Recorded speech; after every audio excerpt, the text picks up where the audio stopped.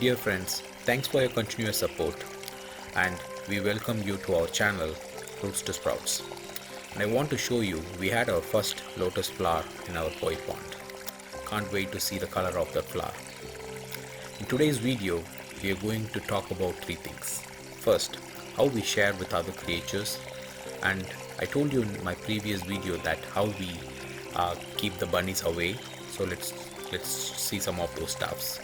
And finally, we did some small film about the bunnies in our garden, and we named it as our bunny story. I hope you will enjoy this video. Let's get into it.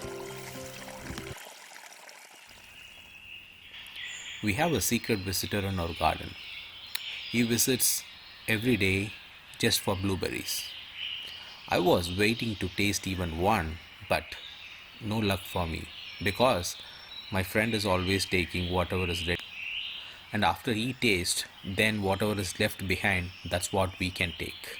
So I started going around before he comes every day to see is there anything left for me to take. So in a day I get 4 or 5 like this, and we are happy with that. Same like that, we have our peach tree. We had 9 or 10 peaches in the tree, and then I tried to cover some of them for us, and my friend comes there as well to taste some of the peaches.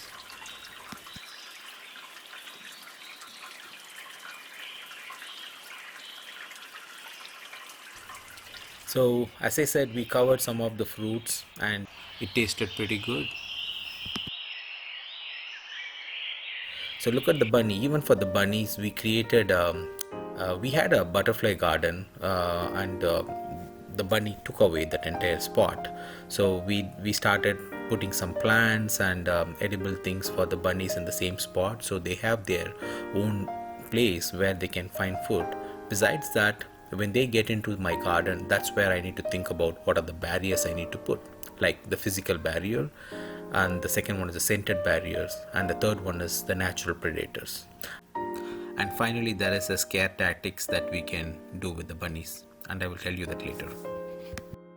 Okay, let's talk about the physical barrier. When you have a fenced garden like this, it's much easier to protect your garden with three things. The way what you see, it's not the same bunnies will see, because you are adding two layers of protection into the fence. One is with your normal fence wire, and the second one is the chicken wire that goes on top of that.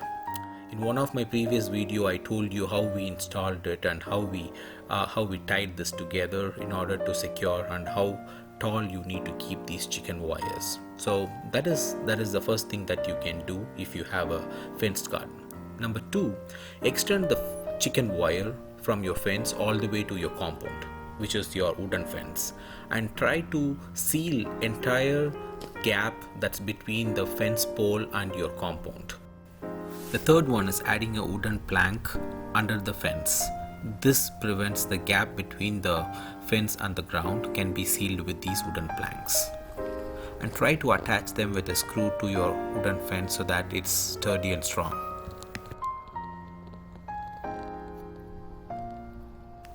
And finally, this attachment. This is nothing but the same fence cut with the pins at the bottom, so you can push it in the ground. At least it has to go 6 inches below your ground, so your bunnies can't dug and get into the garden.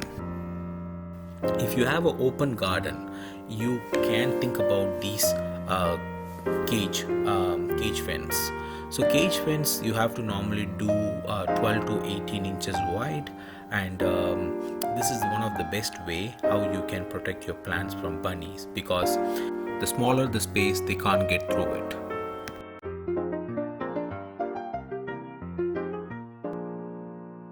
The second one is scented barriers. You can have herbs, plants like garlic, and even human hairs. I read somewhere that people used to throw human hairs in the garden just to keep the bunnies away, but we didn't try that. But what we followed is keeping some marigold. I'm sure it helped us so far.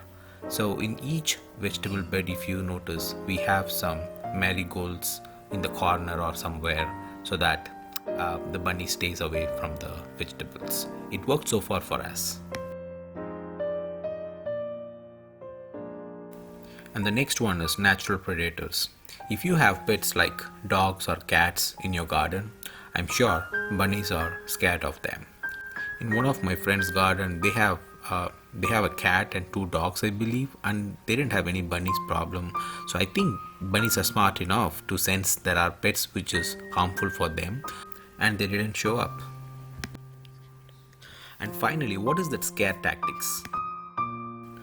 After doing all this, if you still see the bunny, just scare them like this. Okay, now let's get into this small video what I said earlier that we shot in our garden.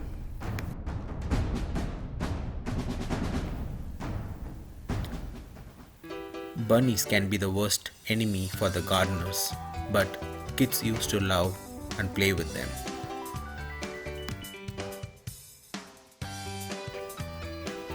And one night I saw these two bunnies in my garden, and I believe one is a male, another one is female. The male one was so busy in collecting the grass, and you can ask, how do you know that's a male? I guess.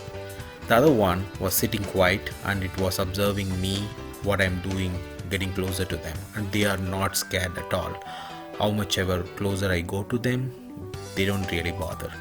So they were collecting these dry grasses and they were taking to a spot, and I went and saw what they were doing, and then I noticed they were building a nest. And they try to put the dry grasses inside the nest, so they make it so comfortable for them to have the babies and keep it warm. It's been a repeated process for them, and for me just to watch what they were doing, it's a tedious process. It looks like they have been going and collecting the dry grass, and they're bringing it back and they are putting it in that hole, and they are pushing it hard enough to make it soft and warm. And the process continued almost, I believe, for 3 days.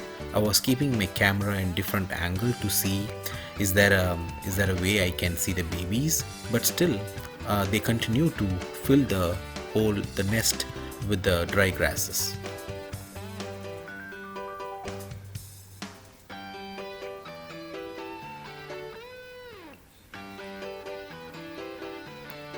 So it's the third day, they are still busy with filling their nest with dry grass.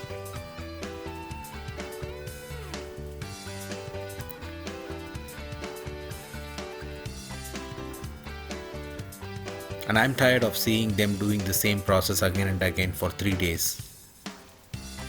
So I gave up and I kept my camera for a while, and I went to see is there something changing in their process, but still they were trying to get more and more grass and they are filling this spot. And once they have babies, they won't reuse this place. So this is all one-time effort for them. And one night, suddenly I saw the mommy bunny was sitting there and it was not moving, so I know there is a baby there. So I didn't disturb them. Next day, when the mummy was not there, I went and I saw there were a lot of hair that was shredded and kept to keep the babies warm. And it was a day 2, I think. The babies were so small they couldn't even open their eyes. So this is, I think, the day 5 where I saw some hair on the babies and they were trying to open their eyes, and I was just checking them because my sprinkler was on. I want to make sure the babies are safe with no water getting into that nest.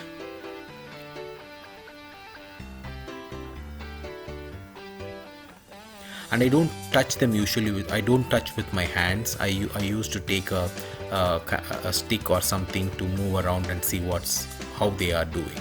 And I think this is on day 7 or day 8. They are all ready, and they can see what's going around them. And in day 10 they started moving around, and that's the time my kid want to play and touch them and feel them. So I took one and I gave it to them, and he loved and he enjoyed petting them. They are so small, they don't know what's going on, and they are not ready to jump or run anywhere, so they were quiet. Otherwise it's hard to see a bunny sitting like that in your hand. And once again, we didn't harm them. The mummy bunny didn't feel that we touched them or anything like that. She came back and she treated them, she took care of them and all that. So this is, we did this many times, so we know there's nothing harm in touching them when they are in this stage, not when they are day 2 or day 3. And once they grew, that's where the real fun starts in your garden. They get inside your garden with even small holes or gaps, whatever they see in the garden, in the gates or anywhere. And it's fun to see them roaming, and they don't create much damage to your garden since they are very small. I hope you enjoyed this video. Thanks for supporting us.